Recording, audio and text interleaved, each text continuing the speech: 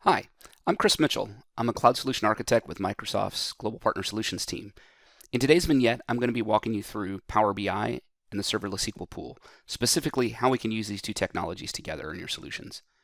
Just a reminder, this and other sessions can be found out at aka.ms/MAA. Let's jump in. So, quick look at our agenda today. We're going to spend a little bit of time reviewing Serverless SQL Pools and some performance guidance for those. We're going to look at a refresher on Power BI incremental refresh and how it works, and then we'll jump into a demo to show you how to use these two technologies together. Finally, we'll wrap up with a little bit of guidance and best practices. So, a few things to keep in mind when leveraging Serverless SQL Pools in Synapse. First of all, the Serverless SQL Pools, if you haven't looked at them, they're designed to give you the ability to write T-SQL style queries over top of data file formats. Very often we see Parquet, but it'll also work with the Databricks Delta format. It can work with delimited files and JSON. And what's great about this technology is you don't really have to leave any infrastructure lying around in order to leverage this technology. You get charged simply on the queries that you execute.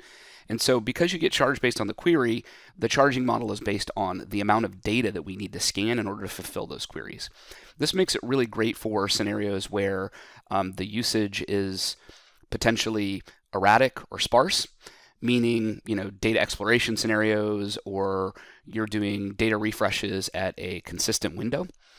This means that you can have the infrastructure or you can have the engine available and ready to query without paying for it when it's sitting around doing nothing. And like I said, this works really great for a scenario that aligns very well with Power BI when it's doing its refresh model. All right, let's pop over and look at some performance best practices specifically with partitioning in the Serverless SQL Pool. So if you're not familiar with partitioning, what we're talking about here is partitioning of the data lake, not database partitioning. But in particular, partitioning is designed to group like data together, or group related data together is probably a better way to say that.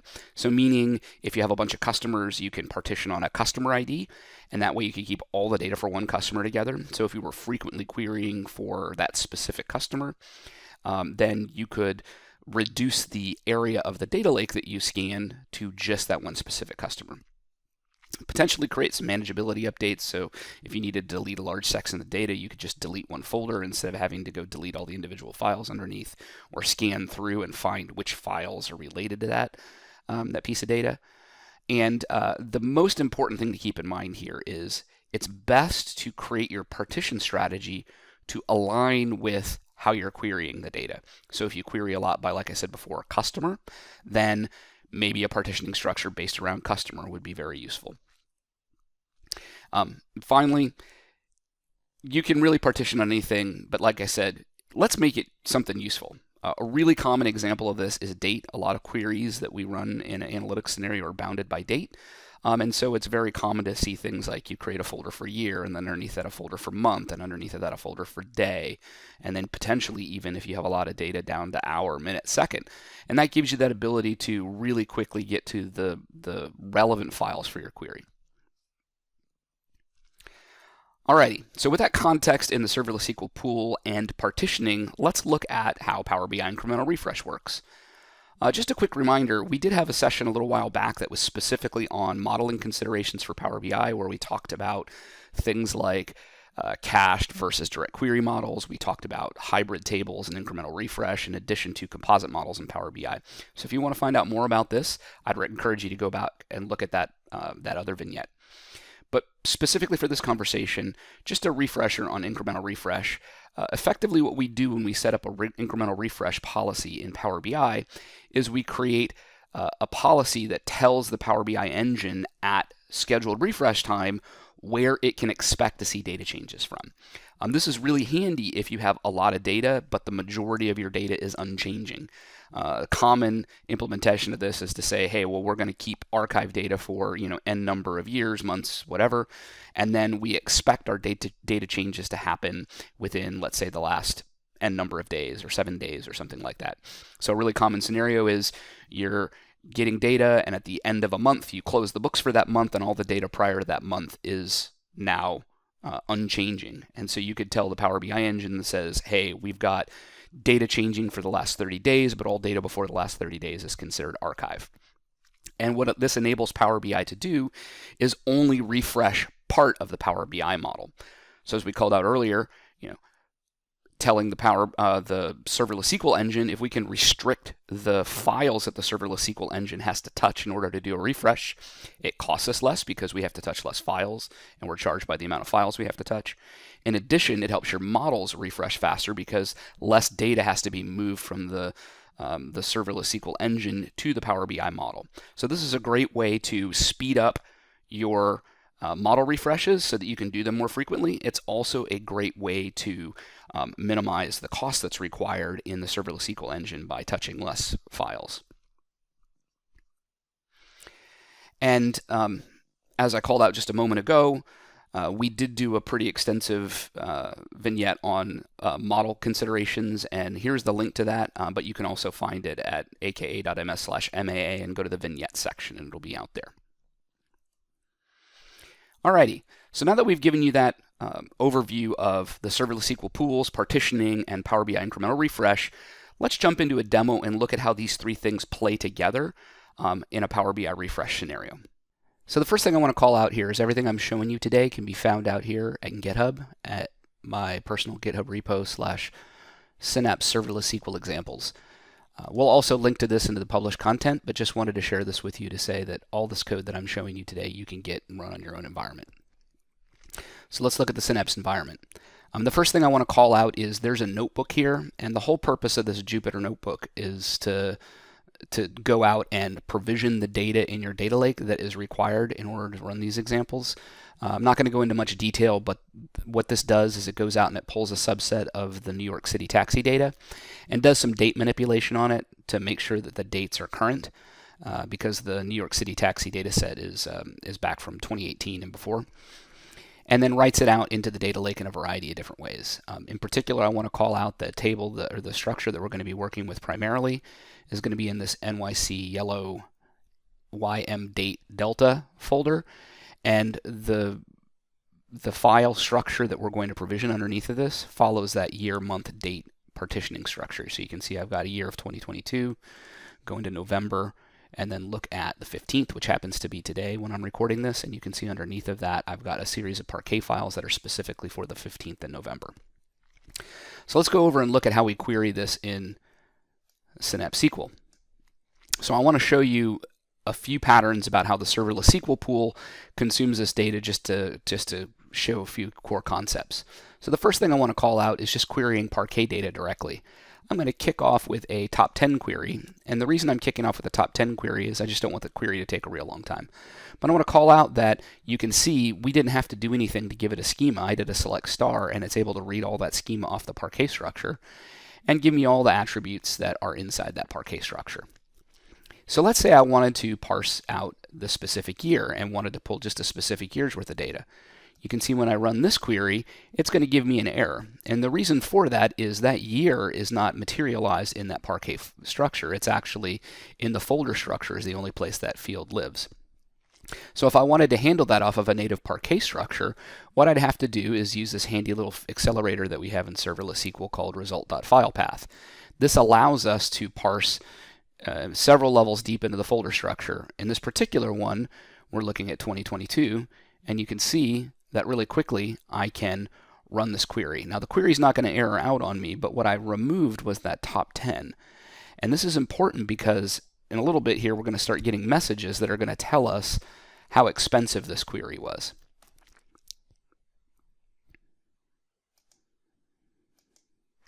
And you can see here under the messages, it's telling us that this query had to scan 914 megabytes of data. That's our entire Parquet structure because we only have data for 2022 in our folder structure.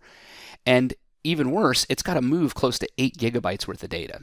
And the reason for that is expanding everything, and it's more expensive in its wire format than it is on disk. Now, let's look at an alternate way to query this. You can see if I go down now to file path level 3, I'm looking at specifically the date. So I can query on just one date, And we're going to see that same disparity between the amount of data scanned and the amount of data returned, but you notice the query starts returning a lot faster. And the reason for that is it's got less data that it has to scan in order to fulfill that query. Down to only 4 megabytes for one day. And it's still 28 megabytes on the wire, but it's 28 megabytes on the wire instead of 8 gigabytes on the wire, which is important for when we do our regular refreshes. The final thing I want to call out here is all these queries prior to this were using the Parquet format. I want to do the same thing at the end here, but I'm going to do it against the Delta folder. And the important thing to call out here is by using the Delta folder, I don't have to give it any information about the underlying partition structure because the Delta format actually has some metadata that supports it, that goes along with it, that tells the engine about the underlying partitioning structure. So I don't have to include that intelligence in my query. So when I click Run here, you'll see I'll get a very similar result. The difference is that I didn't have to give it any sort of details about the file path. In addition, I didn't have to use this result.filepath accelerator. All those fields that were in my folder structure are actually included on the result set and treated as fields.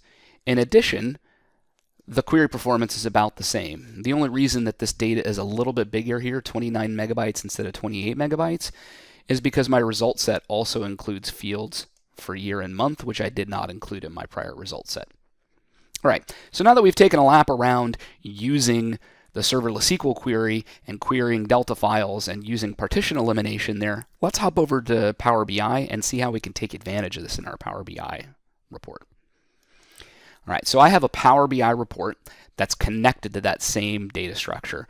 There's a couple things that I want to point out with incremental refresh first, and then we'll publish this model and see what happens. All right, so first and foremost, I want to go into the transform data section because this is where it's connected to that underlying source where we pulled our data in from. Wanted to remind you that the way incremental refresh works is you've got to create a range start and a range end parameter, and then you apply those as a custom filter on the column that the date filter is on. So here I have a parameter that is after or equal to range start and is before range end. And I have that set on this last field in my table, this PU date. You can see it's got this little filter icon on it, which indicates that that's the filtered column. So this is the way the incremental refresh policy binds to our table. And what it does is if I go in here to view native query, you can see it's going to issue this as a where clause, right?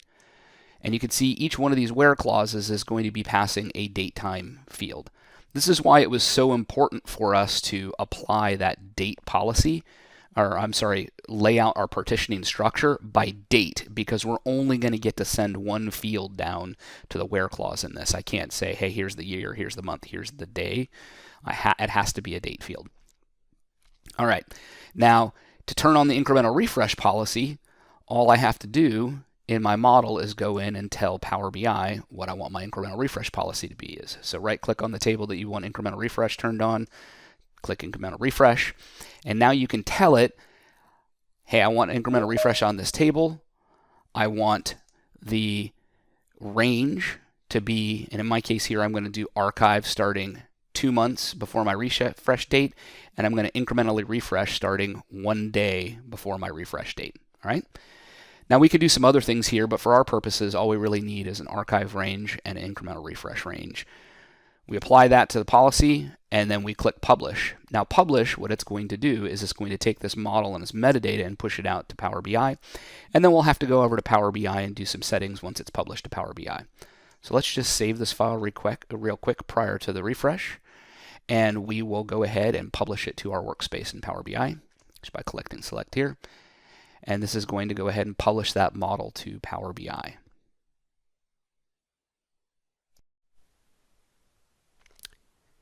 All right, so now that my data set's finished publishing, let's go over and look at what's going on in Power BI. So in Power BI, I have my new data model published here. And there's a couple things you'll typically have to do after you publish your data set.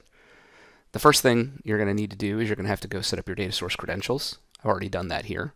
But if it's the first time you've published this model, you'll definitely need to do that. You're also going to want to turn on scheduled refresh. And the scheduled refresh will tell Power BI to refresh at whatever interval you have. I have it set up here for daily. And when you do that, every day the model will refresh and your incremental refresh policy will be applied at that time. So since this data model is just published, the other thing that we're going to want to do is kick off that initial load. The initial load is going to load everything, and then the daily refreshes are what's going to enforce the incremental policy. So let's kick off this refresh now. Now when refresh now runs, we can go in and check the status of our model refresh and look at the refresh history. And you'll see that this model is now started processing and it's showing up as in progress. Now let's go look and see what's going on inside of Synapse. If I navigate back to the Synapse portal, I can go over here in the monitoring section and look at SQL requests. And you'll see all the queries that are running. Now I've run this a few times recently, so you can see there's a bunch of queries out here. But let's click refresh and see the queries that are currently in flight. So you can see there's a number of queries that have already completed. In addition, there's some queries that are currently running. And as we refresh this multiple times, you'll see that the list of queries that are currently running is going to change over time. And as it completes these queries, you'll also get to the point where you'll see that no more queries are executing, and that's a pretty good indicator that our model refresh is done. Let's take a look at some of these queries. So you can see here's one query that's issued, and you can see this is for a specific daily partition of data. If we look down here at the where clause at the bottom, this is the data for November 7th. You can see there's a number of queries that are finishing fairly quickly here, but there's some other queries that are taking a long time. This is probably one of the queries for the archive data that are going to be larger or wider partitions. If we look at this one, you can see this is the partition for October, and there's probably a partition for September as well. So as I said, Power BI will manage the refresh process, and it'll issue an independent query for each partition of data that it needs to load. And as time goes on, these queries will complete, and we'll be able to look at the completed data model. All right, so it looks like all of our refreshes, or all of our queries are done executing. Let's go over and look at Power BI and see if the model refresh is complete. And you can see here we have a completed model refresh. It looks like it took a little under 3.5 minutes. So now, if we go look at our report in Power BI, we'll see that we have a live active report in Power BI that's got data from September all the way through November 15th. Now, assuming this model stays live and you keep your incremental refresh turned on, what's going to happen going forward is as refreshes occur, we'll go into the settings and look at this refresh that I just manually kicked off again. And you can see I've got a new refresh that's in progress. Now, since this is only going to have to load that one new partition of data, the model refresh should take much less time. In fact, if I come over here, I might even catch the query running. So you can see this query ran. This is the most recent query that ran for the November 15th partition. If I go back over to Power BI, it's still showing up as in progress, but I expect it to be completed really soon.